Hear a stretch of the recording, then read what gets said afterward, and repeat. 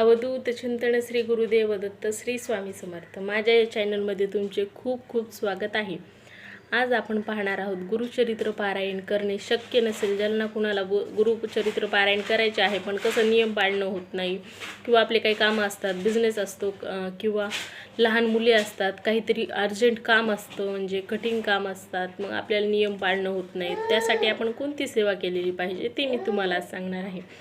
तर त्याच्यासाठी आपण गुरुचरित्र पारायण करण्याची इच्छा तर सर्वांनाच असते, पण होत नाही आपल्याच्यानं, म्हणजे कामं असल्यामुळे आपण काय करू शकतो, श्री गुरुचरित्र अवतरणिका यामधील आपल्याला श्री गुरुचरित्राचा 53वा अध्याय याचे उल्लेख केलेले आहे। म्हणजे श्री गुरुचरित्र अवतरणिकाचे आपल्याला पठण करायचे आहे। तर ही गुरुचरित्र अवतरणिका आपल्याला कुठे भेटेल, तर ही नित्य स्वामी समर्थ नित्य सेवा पुस्तकामध्ये 126 पान नंबरवरती ही अवतरणिका आपल्याला भेटून जाईल।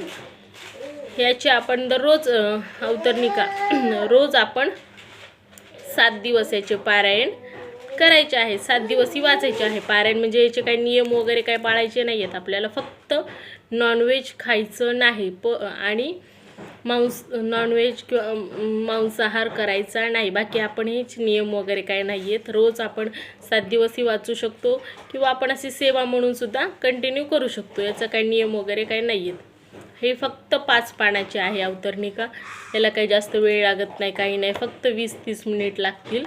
आणि कसं स्वामी समर्थांची कोणतीही सेवा केलेली ही वेस्ट जात नाही, 100% महाराज कधी ना कधी कुठे ना कुठे कोणत्याही रूपात येऊन आपल्याला मदत करत असतात।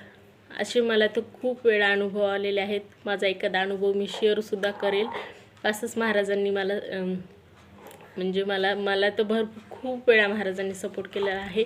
तसंच महाराजांनी प्रत्येकाच्या इच्छासुद्धा पूर्ण करावीच हीच स्वामीचरणी प्रार्थना करत असते। आणि हीच ती जी सेवा आहे मी तुम्हाला सांगत आहे, ती गुरुचरित्र पारायणाची करणं शक्य नसेल तर आपण स्वामी समर्थ अवतरणिका नित्य स्वामी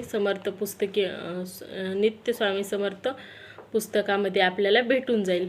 हे फक्त किती 20 ते 30 मिनिटच लागतात, नवीन जर असतील तर थोडा टाईम लागेल। झालेली सेवा स्वामी समर्थांच्या चरणी रुजू करते। श्री स्वामी समर्थ।